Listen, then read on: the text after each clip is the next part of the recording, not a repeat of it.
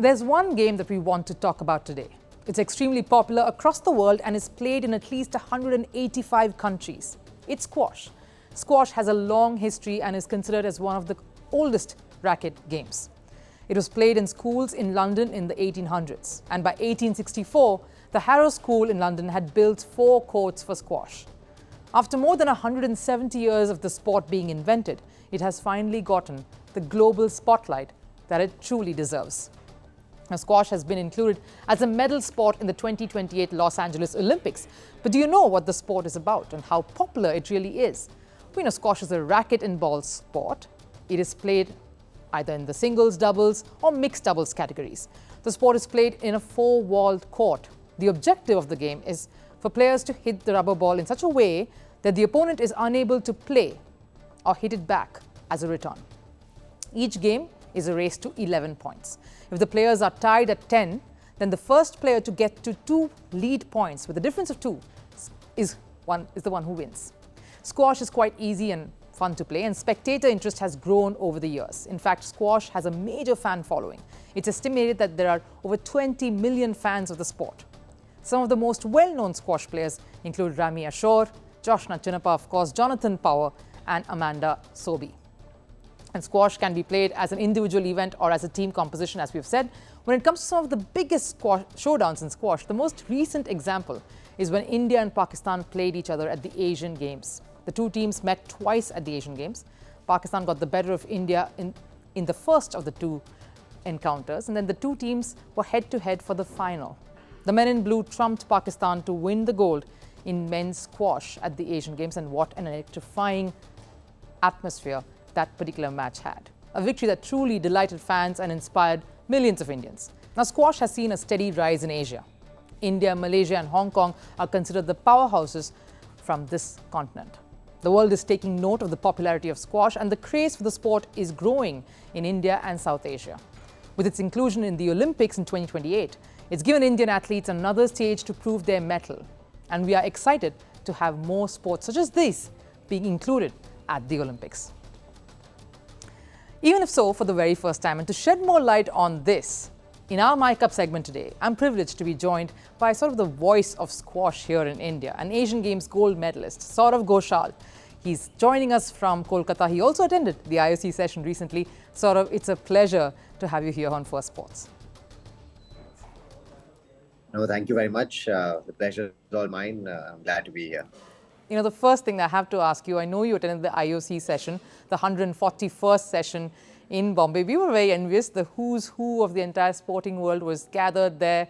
Tell us about it. How was it all? And whom did you love interacting with, for instance? Yeah, firstly, it's a great honor for India to be hosting the IOC session. It's the first time after about 40 years that we are hosting it. It was, like you said, there was sporting royalty in terms of athletes as well as in terms of the administrators, from around the world.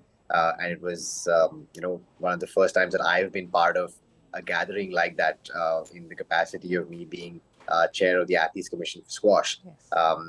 In terms of who I loved interacting the most, I had a kind of ally a little bit in terms of Abhinav Bindra, who was there. He was presenting as well, and I know Abhinav from earlier, so it was great to kind of spend some time with him and pick his brains about a million things, because he's someone that I definitely value his opinion a lot, and it was great. But other than that, I think it was great to just understand the way an organization like the IOC works, the level of detail and what they go through in terms of the Summer Olympics, the Winter Olympics and the Youth Olympic Games, and how the organization kind of dovetails with a lot of other different organizations and makes things work. It's like an economy in itself. And it was brilliant to see that and experience firsthand, the kind of, intricate detail that needs to go into running an organization like that. So it's something that I will take with me always. And of course, it was brilliant that, squash was an integral part of this session. And it turned out well for us. Yes, that's my next question. In fact, obviously, personally invested in it, and I can understand where the emotions would come from. But if you could just sort of gather those very first reactions that you had at that moment when squash was announced as being included in the Olympics of 2028, how would you sum that up then for us, Saurav? I mean, so we were obviously a part of a package of 5 sports which Yes. LA 28 proposed to uh, the entire IOC membership, and they were voting on it. So once the vote started, you're like, okay, I think this should go through because the executive board has passed this, but you never know. And then when it does actually go through, um, it's weird. It's like winning a big title. You work so hard for so long, and you're so nervous before you play your match in the final, and then when you win, it's almost like you're blank. This like, oh yeah, this happened, great, brilliant. So it's the same kind of like feeling. Like you get in, you're in the Olympics. It's something that squash has tried for so long. Nicolo Campriani, the one who presented squash to the thing, actually mentioned as well that squash has always been the bridesmaid, but not actually the bride. And that's so true. We've been trying for so long, and getting in was huge. I think everyone around the squash world was unbelievably happy to be finally an Olympic sport. It's something that we've really treasured for a long, long time. We are deeply indebted and appreciative of the IOC and LA 28 for giving us this kind of sort of vote of confidence of how our sport has done over the last decade or so. And we really, really hope that we can add some real value to the Olympics in 2028. And as athletes, I think we are so very excited to showcase to the world on the world's biggest stage, which is the Olympics, that what our sport is all about, and that we are one of the best athletes in the world, and we absolutely really, really looking forward to it. Yes, speaking of adding value to that, we have to obviously ask you about, being there in 2028. We know all the athletes of this time in India have sort of redefined what fitness truly means. We see that across every discipline, squash as well. Have you thought about that? 2028, you're going to be there. You're going to make it there. It's possible, right? It's possible. I mean, of course, I've thought about it. I'd be lying if I didn't. I definitely wasn't thinking about 28 before before the 16th of October. Yes. But yeah, it's a decision that can't be made in haste. It's something that I will have to sit down with my team and my family, because some choices will have to be made, and those choices are going to be difficult for me personally, obviously, but also for everyone around me. And everyone around me who is going to play a part moving forward. If I have to do this, has to be on the same boat, pulling in the same direction to make this reality a possibility. And of course, if I do decide to do it, then it's going to be that I want to win a medal for India. I don't want to, being an Olympian is a huge honor.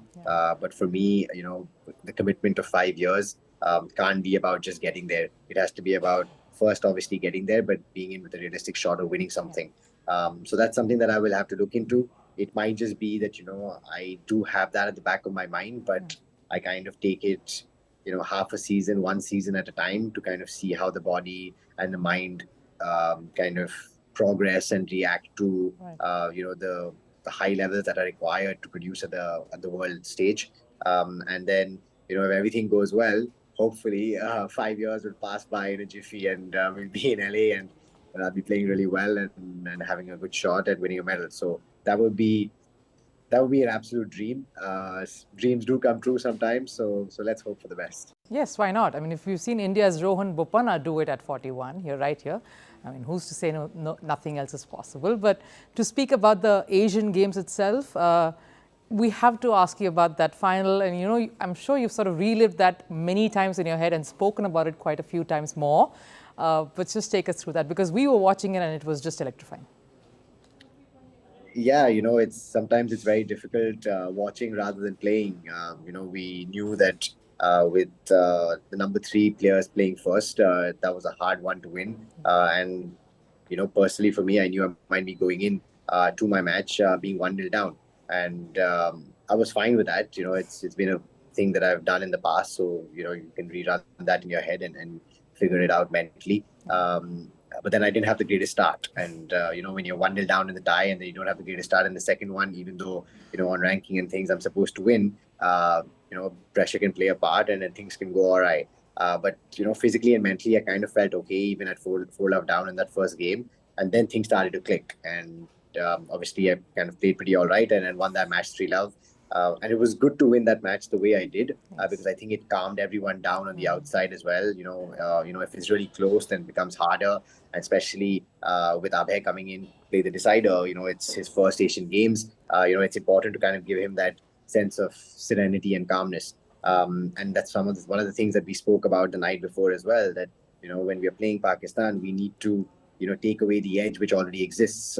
We need to kind of detach from the emotion and try and be as composed and calm on court as possible, because in my opinion that's the best way that we've been able to beat them over the years. And for the most part, Abhay did his bit, did well, but obviously we were 10-8 down, match ball in the fifth, 1 point away from losing. And at that point in time, to be honest, it was like the night before we had this team talk, and I said, winning and losing is not in our control. We can't control it entirely, but the effort that we put in as players, each one of us, that is entirely in our control. So even at 10-8 down, I think we had done everything we could to win that tie. So we could walk away incredibly proud of the effort that we had put in.